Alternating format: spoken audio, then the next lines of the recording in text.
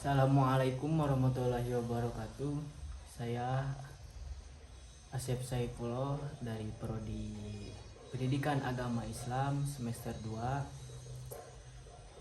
Di sini saya akan menjelaskan pengertian ulumul Quran. Ulumul Quran adalah ilmu yang mempelajari berbagai aspek terkait Al-Quran, baik dari segi teks, konteks maupun maknanya. Istilah ini berasal dari bahasa Arab yang berarti ilmu tentang Al-Quran.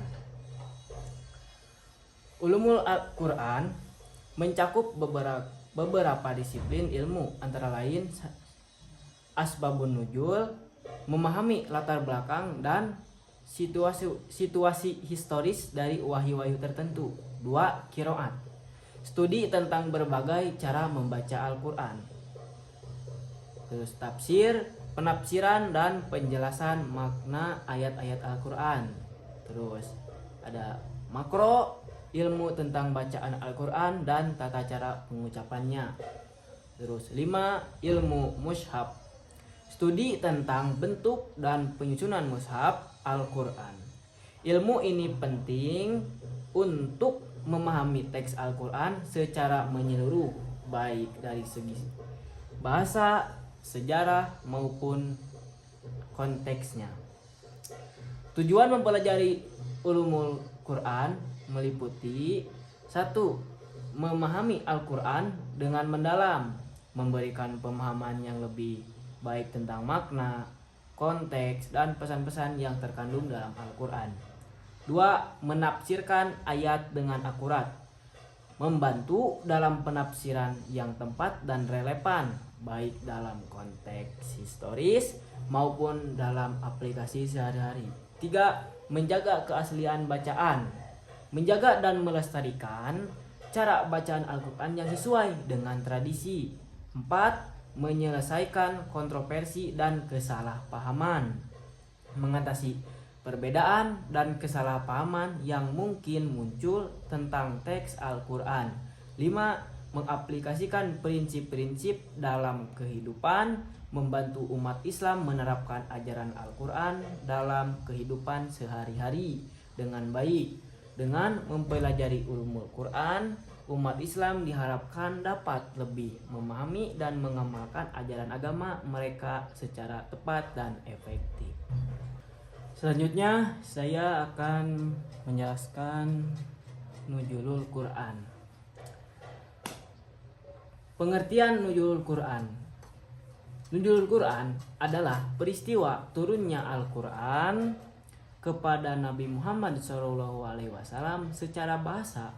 Nuzulul Quran berasal dari dua kata, yakni nuzul, menurunkan sesuatu dari tempat yang tinggi ke tempat yang rendah, dan Al-Quran, kitab suci umat Islam. Sehingga nuzulul Quran dapat diartikan peristiwa turunnya Al-Quran dari tempat yang tinggi ke muka bumi.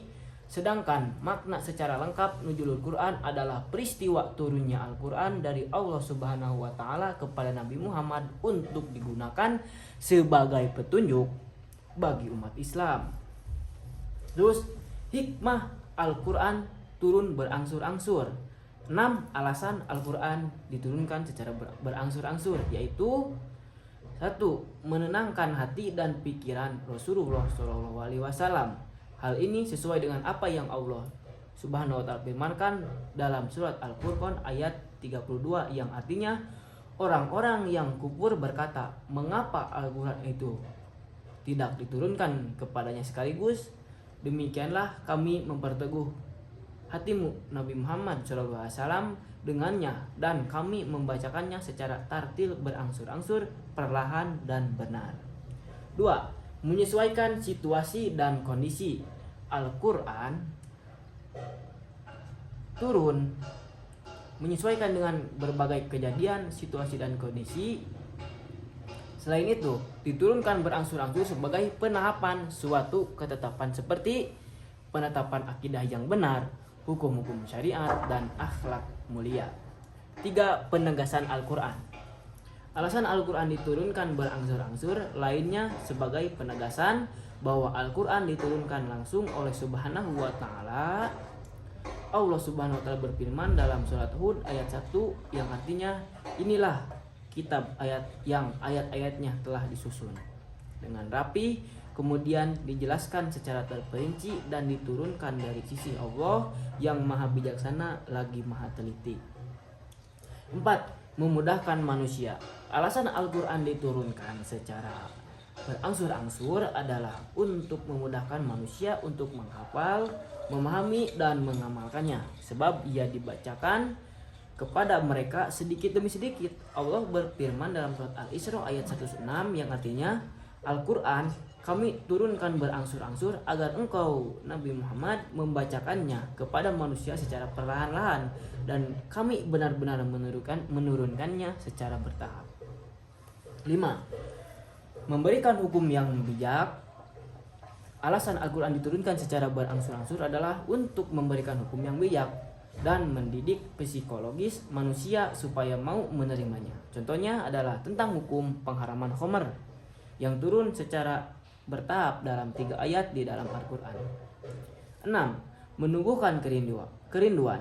Alasan Al-Quran diturunkan secara berangsur-angsur adalah untuk menumbuhkan rasa penasaran dan kerinduan di hati umat manusia.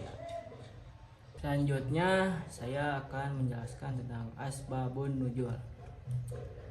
Asbabun nuzul secara etimologi terdiri dari kata asbab dan an-nuzul.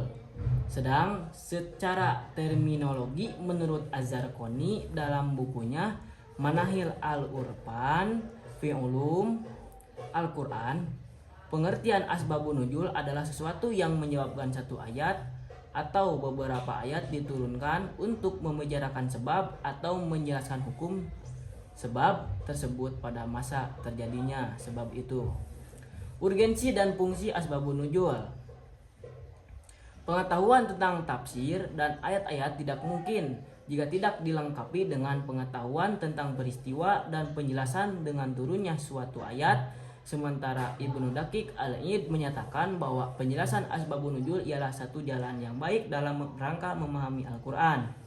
Dalam kaitannya dengan kajian ilmu syariah, dapat ditegaskan bahwa pengetahuan tentang asbabun nuzul berfungsi antara lain mengetahui hikmah dan rahasia diundangkannya suatu hukum dan perhatian syara terhadap kepentingan umum tanpa membedakan etnik, jenis kelamin, dan agama. Jika dianalisa secara cermat, proses penetapan hukum berlangsung secara manusiawi seperti pelanggaran minuman keras, misalnya ayat-ayat Al-Quran turun dalam 4 kali tahapan.